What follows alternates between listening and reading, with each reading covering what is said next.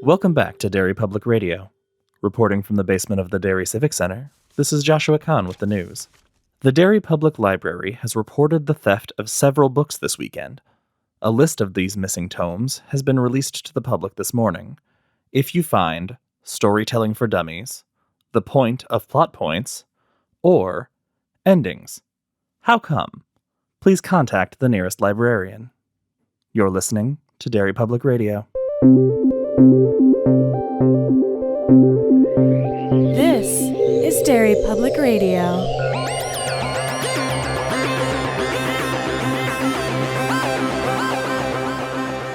Welcome back to Derry Public Radio, a bi-weekly Stephen King Book Club podcast. I'm one of your hosts, Joshua Kahn, alongside CM Alexander. Hello, everyone. And Benjamin Graham. Hi there, constant readers. And today we are covering the second half of the book Colorado Kid, which was our Patreon selection by Bryant Burnett. And we have Ben leading our discussion. Ben, take it away.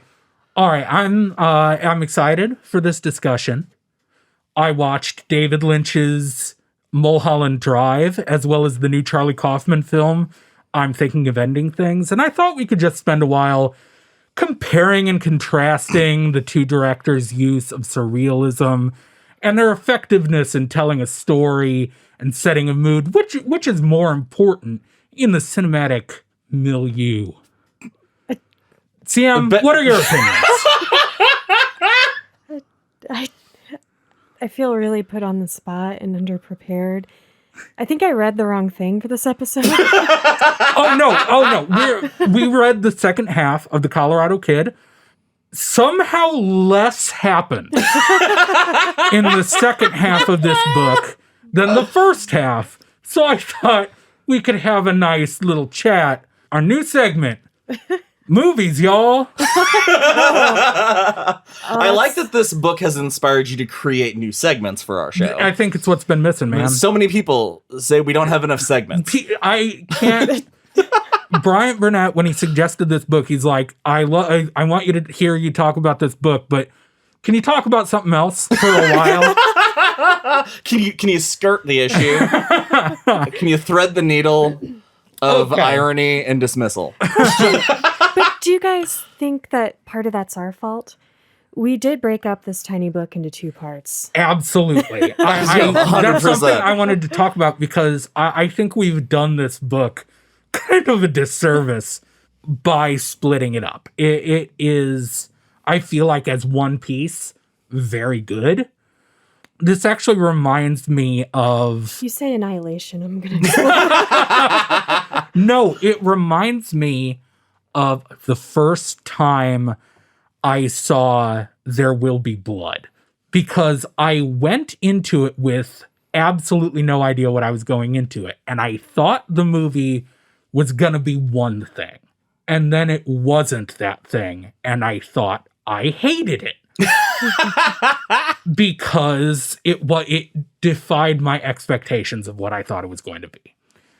This was the same thing by splitting it up into two pieces. The whole first half, searching for clues. Everything is a clue. And waiting that 2 weeks to record our part two, I went into the second half being like, okay, here it comes. It's all going to come together. And the book never specifically has told us that is not what this is. Right. Which is something that I feel it slapped me in the face for being an idiot.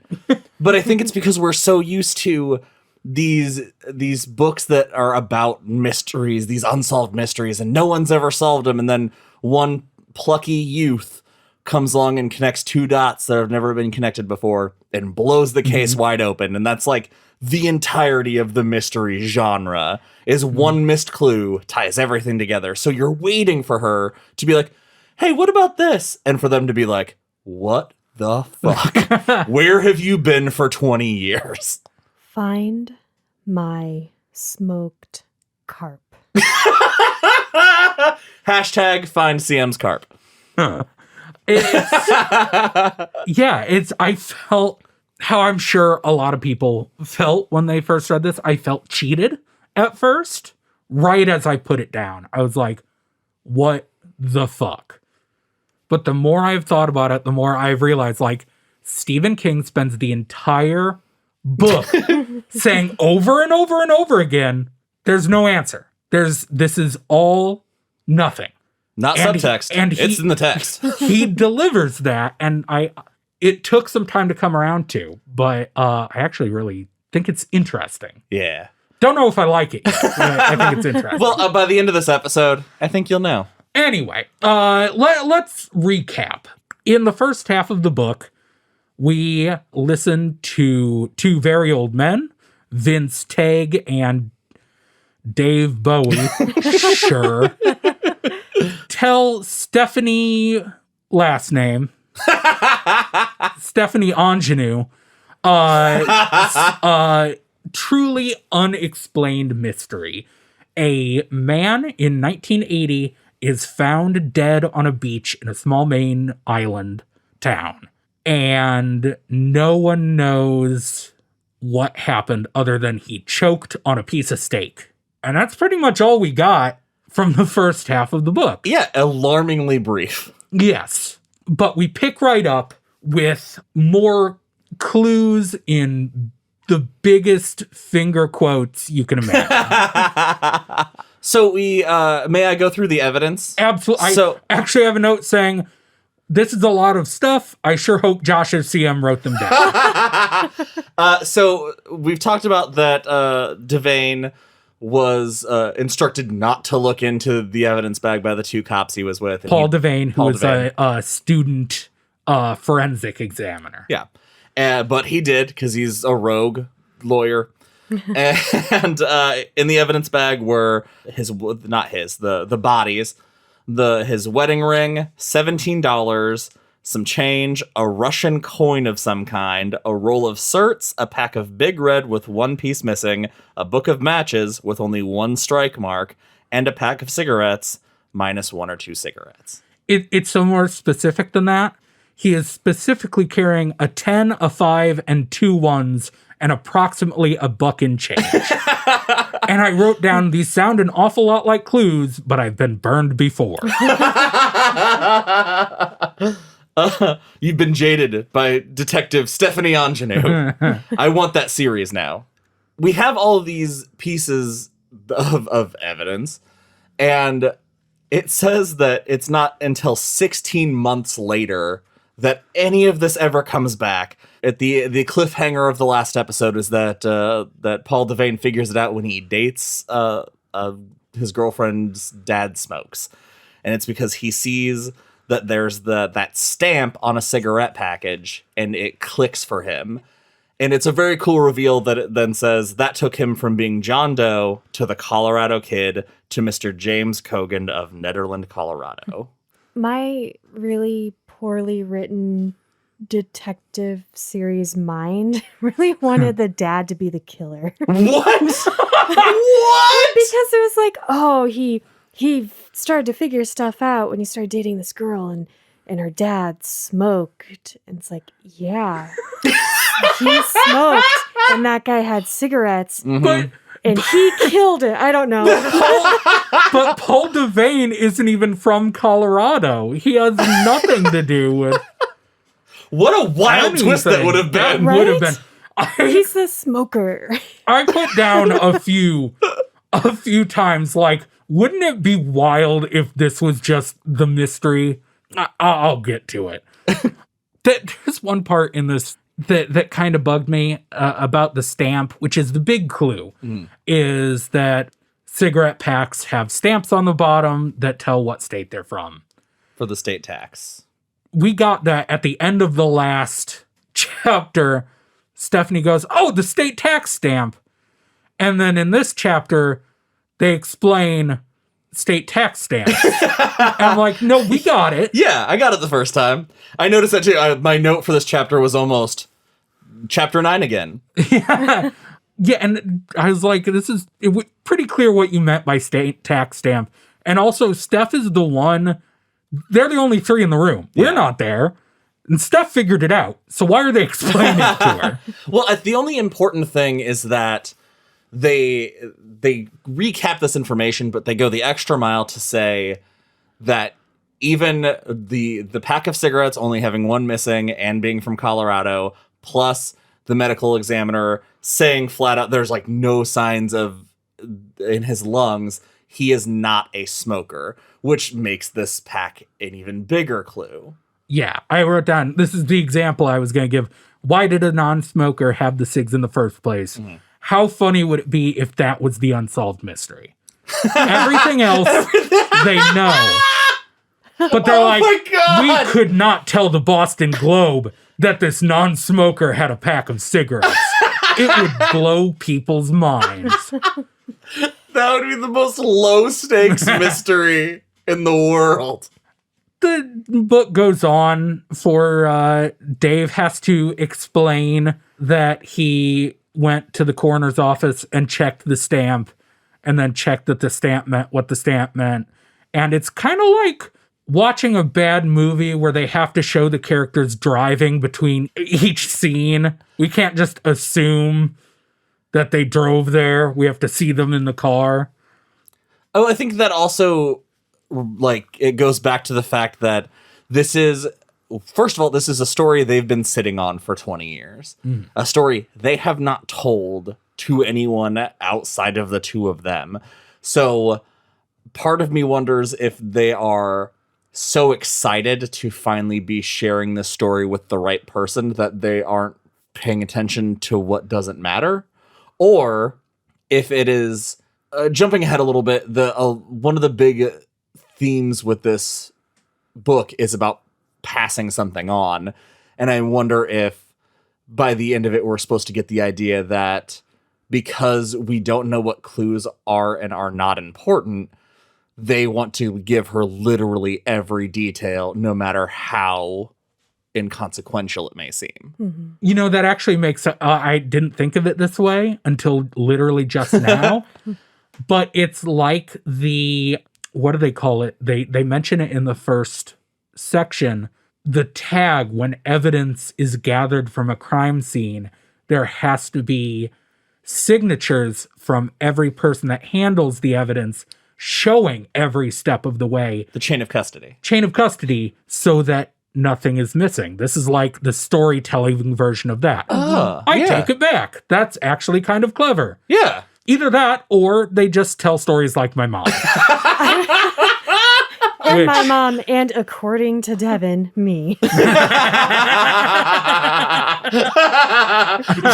Do you feel really attacked right now, Sia? Yes. And next time I'm going to be like, baby, listen, I'm just trying to give you the chain of custody.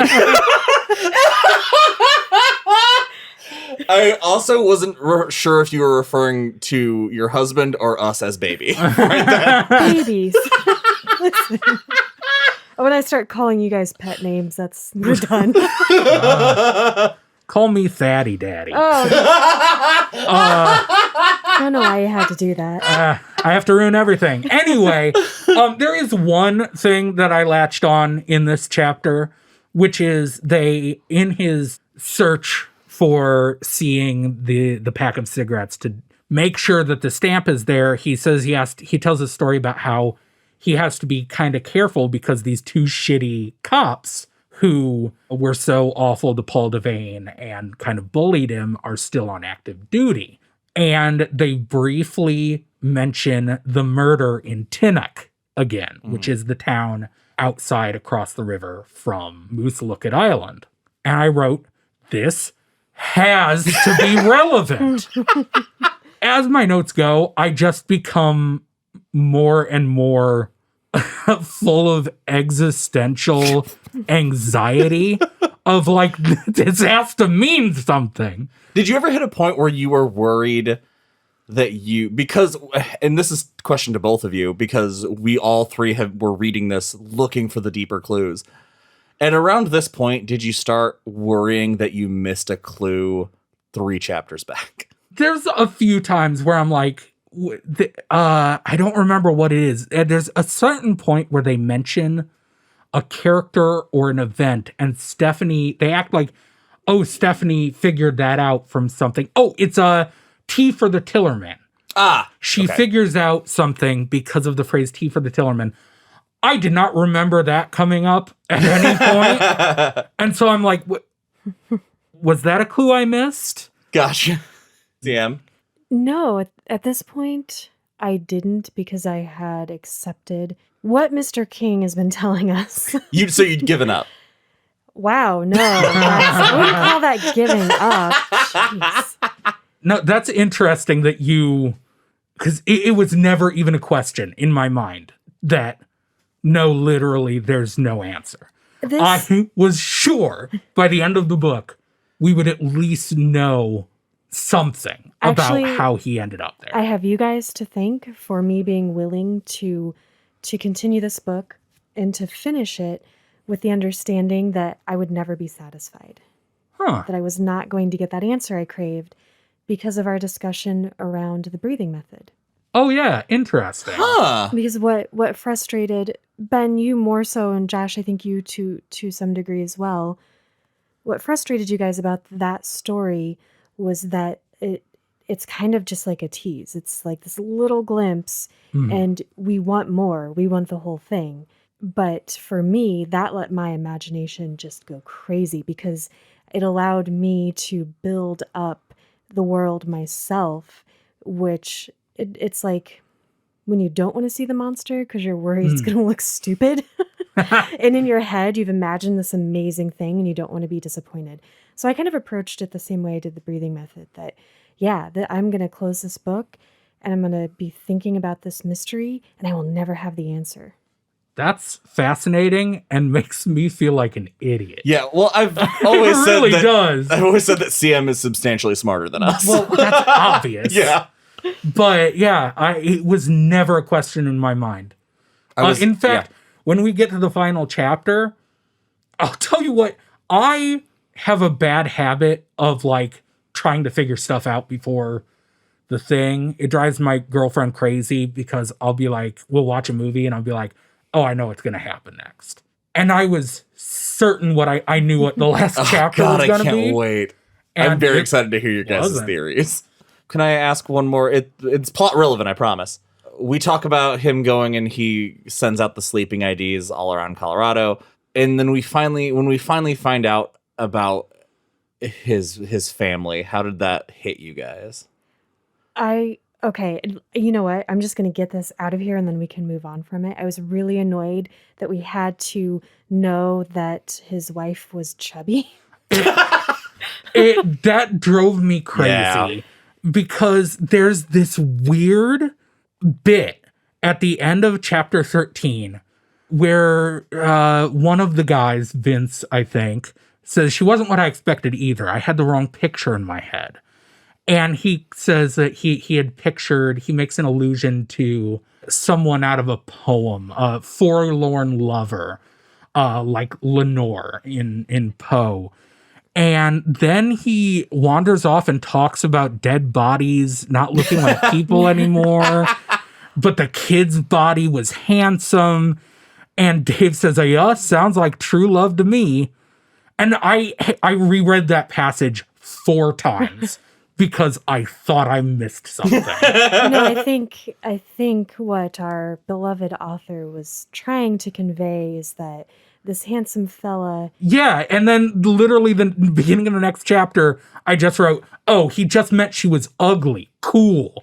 Like, okay. Also, she just had a baby 6 months ago. Get off her dick. And her husband is missing. Yes. Like, what an asshole. I would like to continue my frustrating exercise in trying to excuse everything King does because I love him so much. Do you guys think that the way he took the time to highlight that this woman was not, in my mind, I wasn't seeing her as sort of like a romantic, poetic love, but more like a femme fatale.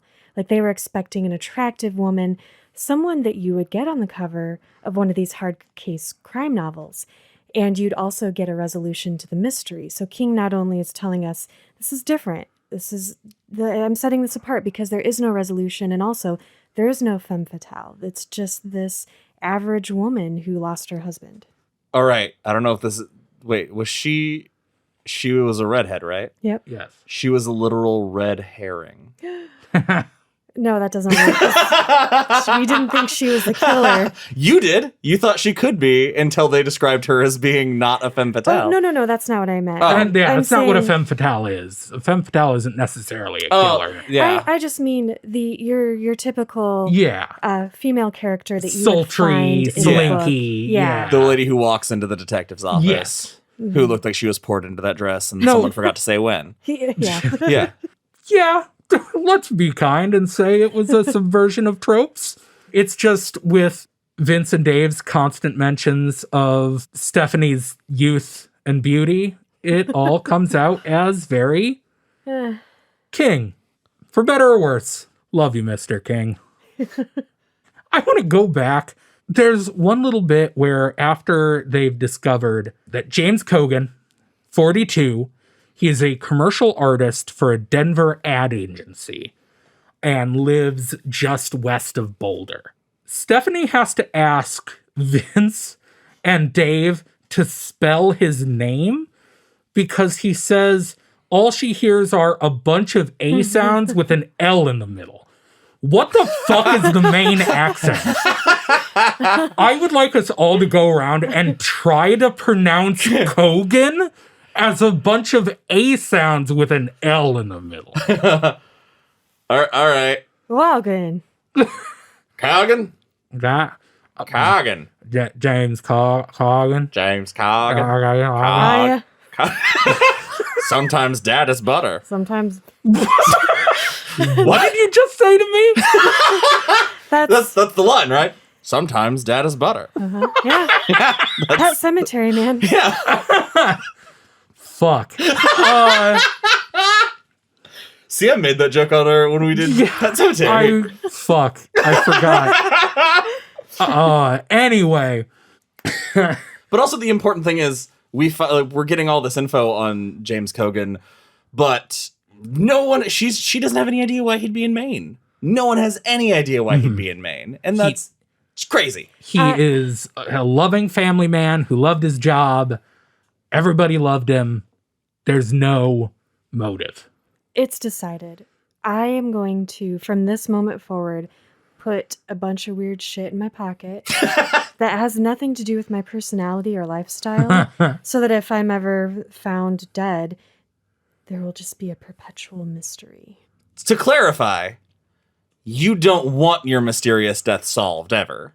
Yeah, Got it. that's right. God, that makes no sense. I'll have to delete this episode. I was gonna say, Send an apology to Bryant. please no one murder CM. Or just check her pockets. So they're talking. At some point, they go inside and get more coffee. And Steph says she puts on coffee in case the story goes on for another hour or so. How the fuck long has this story been going? That's a great question. In like real time? If I had to guess, honest, yes. They had lunch, and then they watched the sunset, basically. Well, they didn't start the story at lunch. They It was started the soon story when they after. got back from lunch. And it's a small town. Yeah. So, like, 15 minutes, maybe. And they had a break to get some muffins, to get some Coke, to talk about random stuff. If I would have had to guess, this story has been going on for 10 to 15 minutes, and that's all. Yeah, they're trying. In book time, I feel like it's been 5 to 6 hours. But if they got home from lunch and the sun is setting, depending on the time of year, all that stuff. If we just assume that sun sets 7 or 8 Oh, o'clock. Josh, you're such a coroner. No, we know that the sun sets exactly at this time, so they have to be telling the story. We never know. It's just going to be a perpetual mystery. That's the unsolved mystery. I'm starting to Sunset. think of this finger as my telling the story at sunset finger. Anyway, they have a big printing press in the corner. And this is the part where I think I was starting to lose my grip a little because I wrote, there's a big printing press they don't use anymore. None of this matters, does it?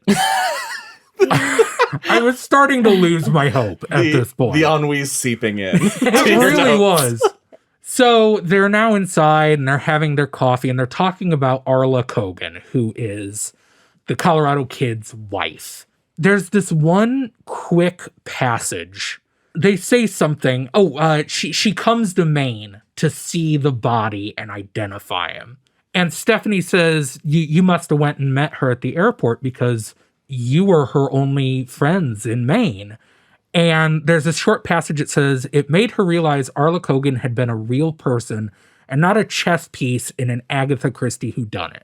And I wanted to get you guys' opinion on this because to me, that just smacked of King trying his best to use a shortcut to make us give a shit about this character. Because she's not a real person. She is an archetype. She's the grieving wife. We don't know anything else about Arla Cogan. She's a 2D person in a story being told by the three characters that we actually know and care about.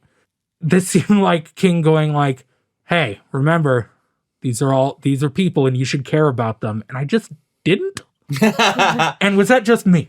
So there's a part later where this is kind of jumping ahead a little bit in the timeline, but they talk about the insurance company and she needs to be able to prove that he did not commit suicide, that he's dead, he's not missing, like all this stuff for insurance purposes.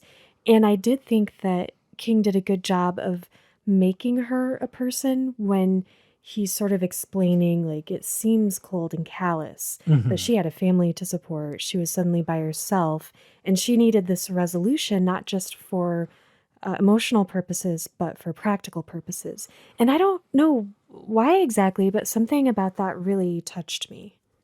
I think it's because in any other story, we would have had the grieving widow come in, identify the body, have an emotional breakdown, and then exit the story forever. This having that follow up that you don't normally get, I think, takes that step towards she is a real person because these are the real consequences. When you lose somebody, especially a spouse, mysteriously and unexpectedly, it causes so many problems. And that this is, I don't know if this is the way I mean to say it, but it's the way I'm gonna say it. They can't give James Cogan a resolution. But they can give Arla a resolution. So we're not getting the end of his story, so let's get the end of hers. Yeah, I like those are all really good points, and I agree that the insurance angle later on does humanize her a lot. But the fact that he's stuck this one line so much earlier than that. Yeah, I agree with you on that angle. It was jarring at that point because I'm like, okay, why is she feeling that way now? I don't know. It was just jarring. Yeah, because, I mean... like, why not just wait until you actually humanize her a bit? Well, and she should feel this way about every character. Like, this should not be the first time she's thought, man, this is a real person. Everybody in the story has been a real person. This is a book. And it's a very, like, weird, hey, remember this, all these people are real. Yeah, I think that line would have hit better after we hit the resolution of her story. Yeah. Instead of the other way around. Yeah, that's true. It's a book. You can put it wherever you want it. That's true. Now, we're about to get to where Vince says the through line ends. That this is where the true mystery is revealed. In chapter 15 out of 18. Yes. But before that, there's kind of a neat interchange between him and Stephanie. Stephanie calls Vince the one who always has to know. And he replies, well, is that you too? And she says, yes, of course it is, without hesitation. And I loved that because it's something about the phrasing sounded ceremonial almost to me. It had a weird weight to it. Like passing the torch. Yes. Well, in that, if you did get your question answered from the first part regarding what happens to Vince in this book. Yeah. I loved just that little feeling of these two are so similar and all they care about is the truth. It felt very important. I don't know. They're the newsmen you want. Like, they're the newsmen you root for. They're the good guys. They're people that in a story about corruption, they would be the person who puts their life on the line to bring the truth to light. They're that passionate, and it shows. Going into the anticlimax of the book, I really enjoyed that. Which one of you would like to lay out the final mystery? I actually really liked this part because of just the way they set it up and they went through each piece and it kept building and building. And as they were talking about these things, like I was in my head, not trying to solve it anymore, but thinking, wait, how is that possible? Like, is there going to be any resolution to any piece of this mystery? Or is it all just going to elude us? And it does. Spoiler. I wanted to build one of those like wall timelines to like tack it all up because I was still very deep in solving this at this point. Mr. What do we call him? Yep. So he goes to work, and he, as we said, he works at an advertising agency. He's a pretty good artist. They kind of go into that a little bit. Apparently, his wife is an artist as well, which is kind of cool. That was Wednesday, April 23rd, 1980. And then by midnight of that same day, that's when the coroner said he probably died.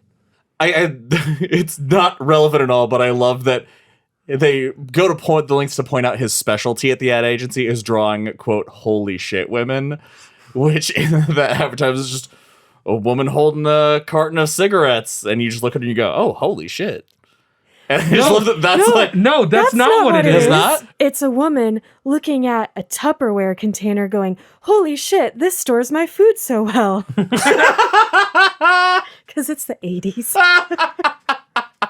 I misremembered that entire sequence. I like your version of it. Thank you. What I also really liked is that they do go out of their way to explain that this isn't like, there wasn't any issue at work. There were no enemies. He wasn't doing badly at his job. He was satisfied. Like, there was nothing in his life that indicated anything was amiss or there was anything going on that the people closest to him were not aware of. He loved his job. He loved his wife. He just had a baby son. I almost called it a fresh baby son. Smell that fresh baby son straight out the oven. Don't have kids. But, no, he had a newborn baby and he loved his baby. So he had this nice life that seemed to be what he wanted it to be and what he had built it to be. So he leaves at 6:45 a.m. He leaves home with his portfolio and he's wearing a gray suit, a white shirt, red tie, and a gray overcoat. Black loafers, no green jacket, which I'm not sure we talked about in the first episode, though. We did a little bit. Yeah, that he was seen in the fish and chips shop. And he may or may not have had a green jacket. Yeah, so what happened to the jacket if he had this jacket? He also wasn't wearing a tie when they found him. So where's his tie and where's his jacket? He had arrived at his office by 8:45 that morning, and at 10:15 he left because he was going to get a sandwich and some coffee.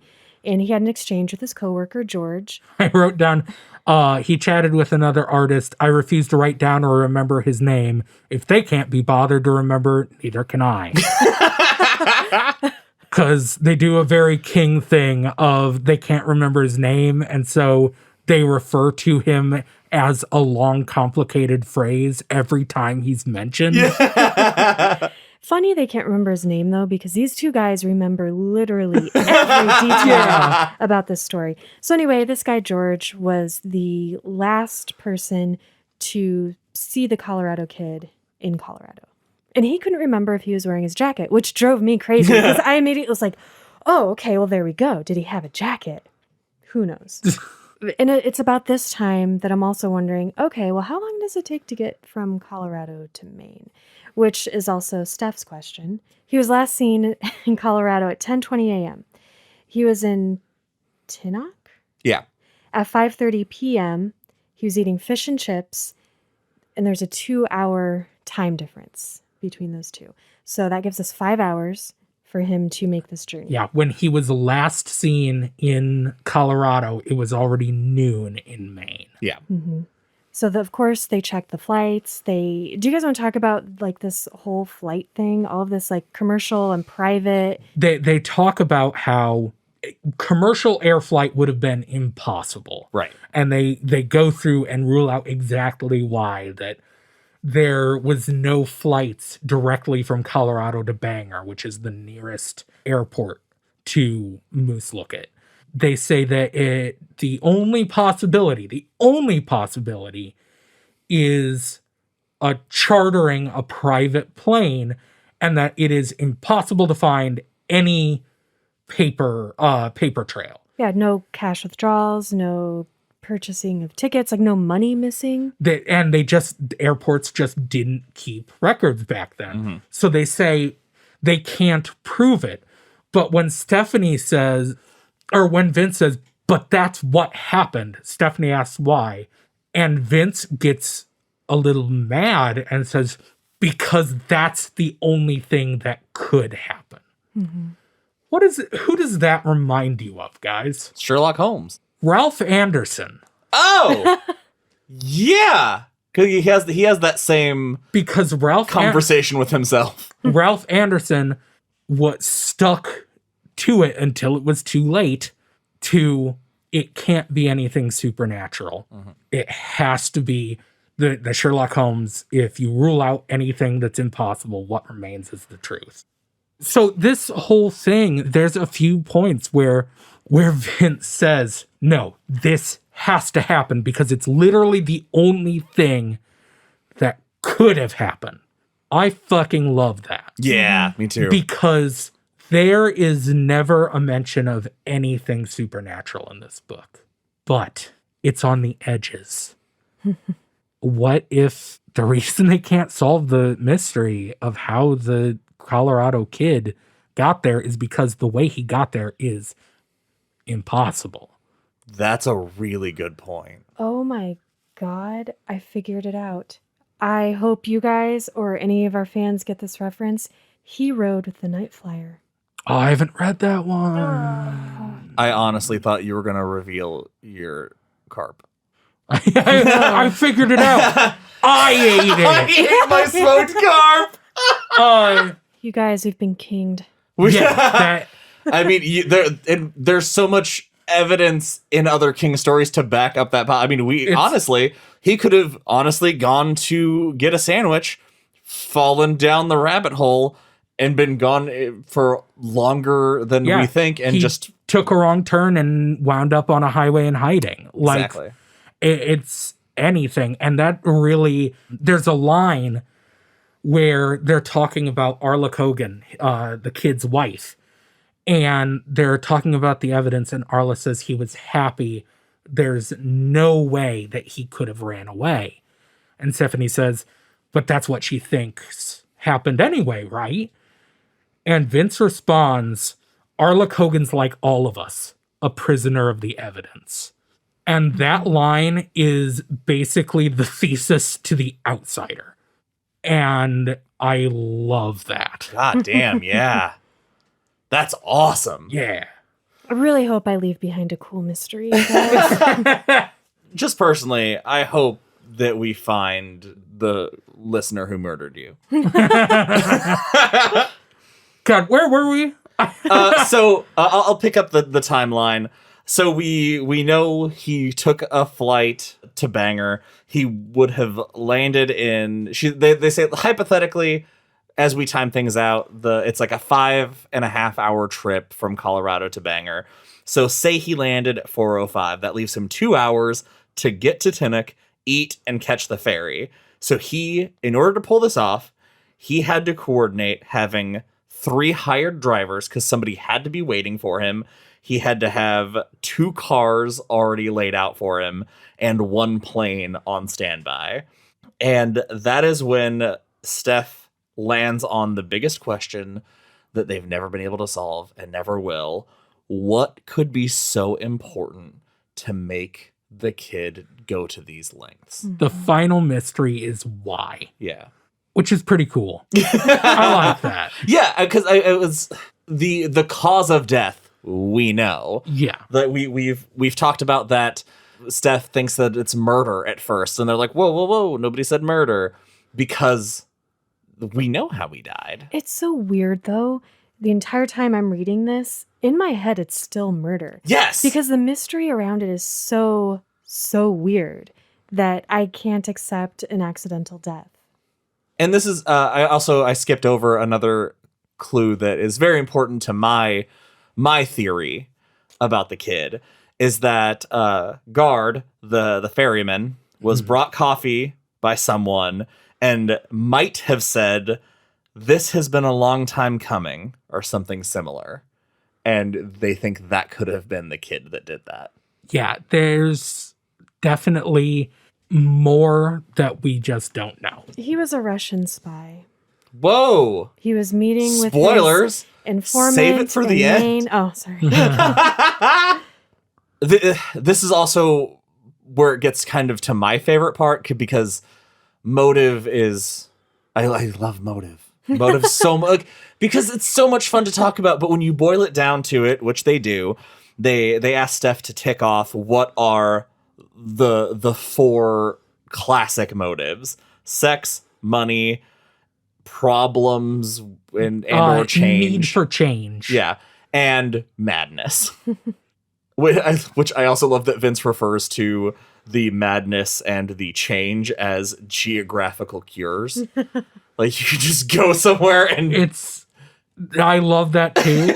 I may have mentioned on this podcast my favorite band, the Mountain Goats. Listen to the Mountain Goats, they're amazing. But John Darnielle has a series of songs, all beginning with the phrase going to Port Washington, going to Georgia, which is canceled. Sorry, look it up. All these songs going to different places, and all of them, the major theme is a person trying to go to a different place to solve his problem, which is exactly, I love that phrase, geographical cures. That's what that album should have been called. Yeah, I love that. So that's this part of what drives me nuts, but also I find exhilarating about this story, because then I keep wondering, was he going to go back? Like, he worked so hard to get there, but it almost seemed as if he didn't, in my head, he didn't know he was going there until he got on the elevator and left. That's impossible. Disagree. I know. It's impossible because he had to make all these arrangements, but just the way he was acting and the things in his life, part of me is just like, this thing happened to him and he responded and he reacted so efficiently and quickly that's why things don't add up. But Vince posits that can't be happening. He had to have been prepared at least a little bit, because he believes that the cigarettes, the reason he has the cigarettes when he's not a smoker, is specifically a sign. He knew that he was going into trouble, and if something went wrong, he wanted the cigarettes and the stamp on them to be a sign that said, "I'm from Colorado, look for me there." So I think he did know something was up. But do you think he intended to come back at all? No. Question Honestly, we can never I know. don't. And not necessarily because he thought he was going to die. Oh, Josh says no, you say yes, I say maybe. Yeah. This is, Those are all the options. yeah. we've got... Well, so another clue we also discover is that Arla, the fact that he had cigarettes and the Russian coin, she can't think of a single reason why that would have happened. And his wallet has never been recovered anywhere. It's never been found there or along the journey in any way. That's why it's murder. Okay, so this brings us to the end of chapter 17, the start of the final chapter of the book. Before we get to it, I want to explain what I was expecting. Okay. Chapter 17 ends with Stephanie saying to Vince, "You have to have some theories." And Vince responds, "What is it you really want to know, Stephanie? Tell us." And something about that back and forth is so like, why are you really here? I wrote down, okay, is this book about to blow my fucking mind? Here's what I was expecting. And yes, it's far-fetched, I was expecting the last chapter to be from the Colorado kid's point of view. Oh, God, that would have been awesome. Maybe. I expected this to be, we see what happens. But then the characters are still left never knowing. And then it's not that at all. That would be very King, though. What's more infuriating? That we know, but we know the characters don't know and they'll never know, or that none of us know? Oh, none of us know. Easy. Because if I we don't know, know. I because don't if we know. know, then we know. We've said We way also too much. we also haven't spent enough time with these characters to be that emotionally invested in their that's journey true. to carry the burden of their unknowing. So instead, what we get is Stephanie, what she really wants to know, which made me laugh really hard, was, come on, he was murdered, right? I wrote, the twist of a book can't be, it's not murder. 17 chapters. Psych! It was murder! We fucking got you! You're fired! It's a very elaborate test. So she's like, come on, you can tell me. He was murdered. And they say, no, it was not this isn't a murder mystery. But they do tell her what they really think. Vince thinks that Jim knew he was in trouble. He had the cigarettes specifically as a sign to help the investigators. He thinks that there was another person involved that gave him the Russian coin and the stake. And he thinks there are no answers.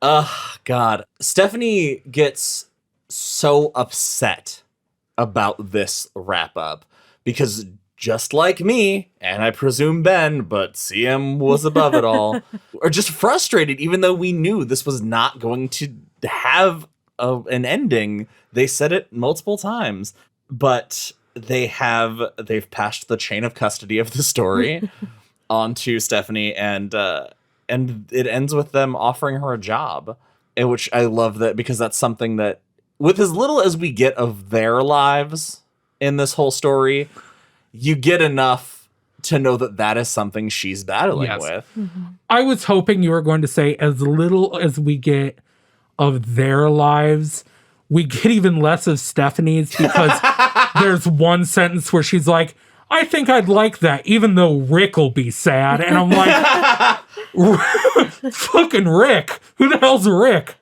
Fucking rough break, buddy. Not getting mentioned until like 3 pages from the end.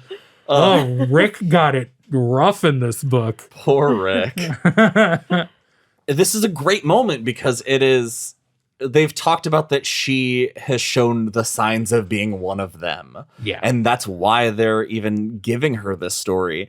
And now that everything's passed on, they know that, she's young, if she loves this place, and they feel like she's the future in this newspaper on this island, that maybe 10, 15 years from now, she has this story in her head. Maybe something will come up. Someday, someone could solve this. And now she gets to carry that forward.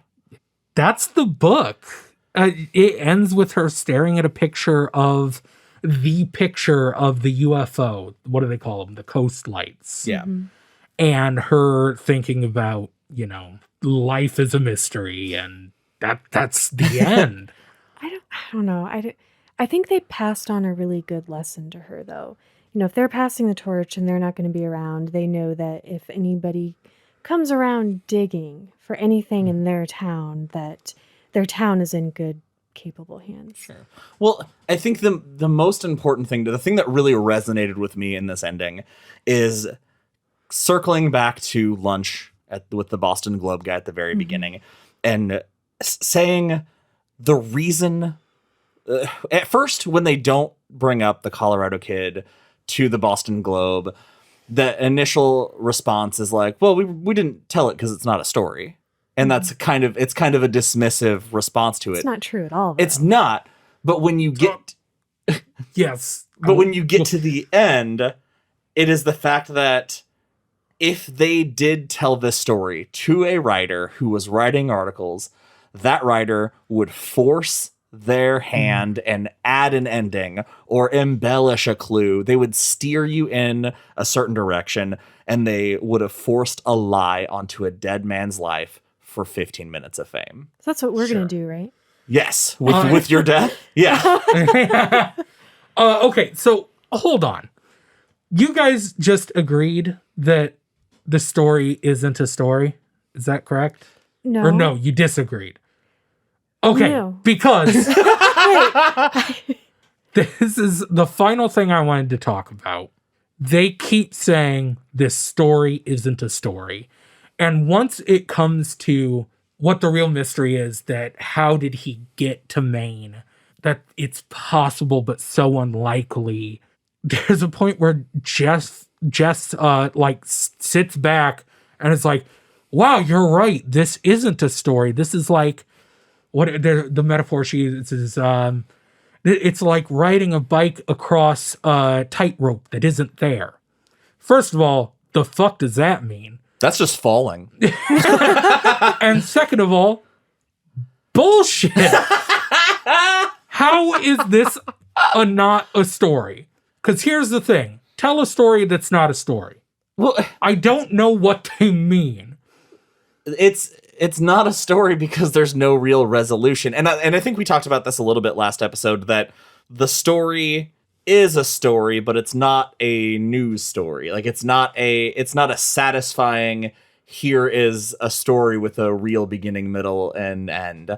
This is it's a tale, not a story. A bullshit. Why is it? D.B. Cooper, my friend. Oh, fuck. One of the most famous unexplained mysteries. It's this. What's the difference between Okay. the Colorado Kid and D.B. Cooper? He jumped out of a plane. It is impossible that he survived, but he's never been found.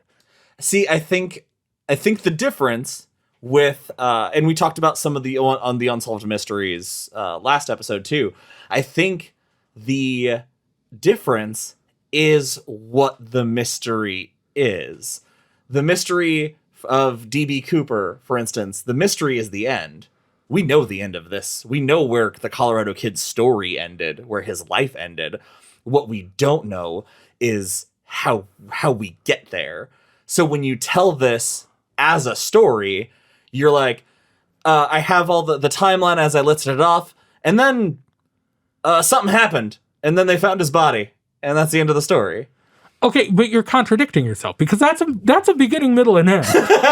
What I'm saying is that that space, why it's not as interesting as like the story of D.B. Cooper is because you have so much build up, and it's a great mystery of what could have happened to him. Where did he go? Did he survive? Did he go to Costa Rica to live out his life on a naked beach? Which is my theory about D.B. Cooper, if anybody's interested. But this, I think, where the why is of why did he do this? So just the mystery being in the middle instead of the end makes it. The motive is missing. We have a string of facts, but there's no motive to give us to give the story, I don't know, any emotional consequence. Without any emotion, it's just a string of facts. And I think that since the motive is the emotion and that's missing, that's what makes it not a story. Okay, well, here's my argument. Sure. They spent a whole afternoon telling her a story. And it was intriguing. So intriguing that she's going to think about it for years. Yeah. That's a story, my friend. Yeah, it's in a book. It's a story in a book. It is a story. I don't know. But the story's not a story. The story of telling the story is a story. The story itself's not a story. I think it's just an expression. That solves it. Touche. All right. Should we go or give off what our theories are? If does everybody have their Yeah. theory? I'll find one. All right, CM, what's your theory?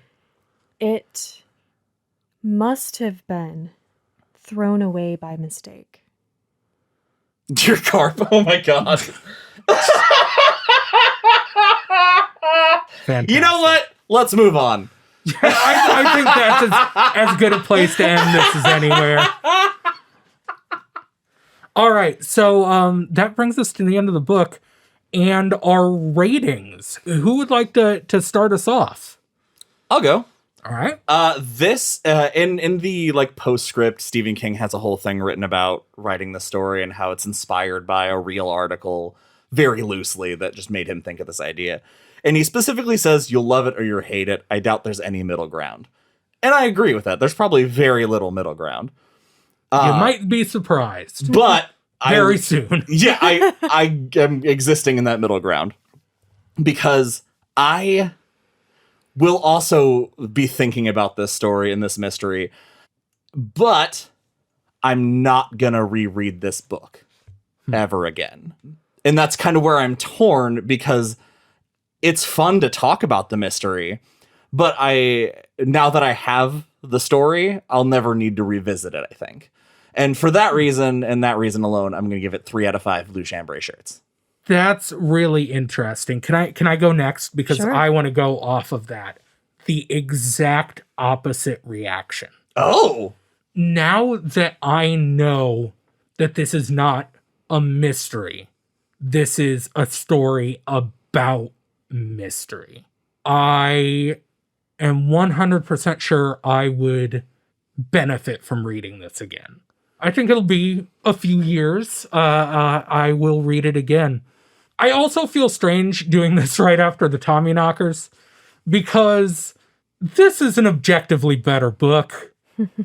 But based on simply how much I enjoyed reading it, I have to give them the exact same score. So for the Colorado Kid, I'm going to give it 3 out of 5 blue chambray shirts with an asterisk. That just means this rating is more or less arbitrary. Aren't all of our ratings just arbitrary? Yeah, absolutely. Yeah. I don't know. I put a lot of thought into my ratings. As history has dictated. I kind of already gave my rating of it when I was comparing it to the breathing method. And interestingly, I see the same sentiments in one line in King's afterword about how he's talking about fans might finish this book and be angry with him because he didn't provide a solution, and he could have provided a number of solutions very easily. But he goes on to say, "I'm not really interested in the solution, but in the mystery, because it was the mystery, the thing that inspired this story, that kept bringing me back to the story day after day." And for me, it's just so my jams. I really dig that. And Josh, when you said you wouldn't read it again, I was trying to figure out if I would. I feel like I would come back to this book years from now. Maybe a few more years, and it might take me to come back. I'd probably revisit Tommyknockers actually before this, because there's so much to dive into there. And this is far less meaty than that. But it probably is one that eventually I would just go back to and see if I felt any differently about it. Yeah, it was fun. I enjoyed it. 5 out of 5 blue chambray shirts. That's it for this episode of Derry Public Radio. As always, thank you for listening. Join us for our next episode, where we will be continuing our Patreon selection series with Joel Jones's selection, Needful Things, where we will be reading through Chapter 7. For CM Alexander and Benjamin Graham, I'm Joshua Kahn reminding you, feature stories are happy stories because they're over.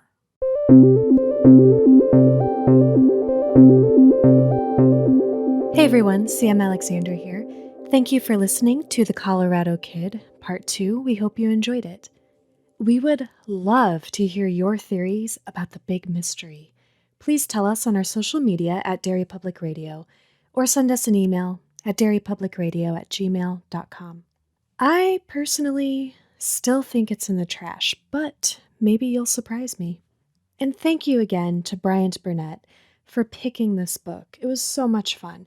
If you want to pick our next book, you can do that through our Patreon page at patreon.com/Derry Public Radio. As always, please take a moment to give us some stars on Apple Podcast. It's the only thing that keeps us visible to new listeners without having to join a network and add a bunch of ads into our shows, which we're hoping to avoid as long as possible. Thank you for all your support. That's all for now, listeners. Goodbye.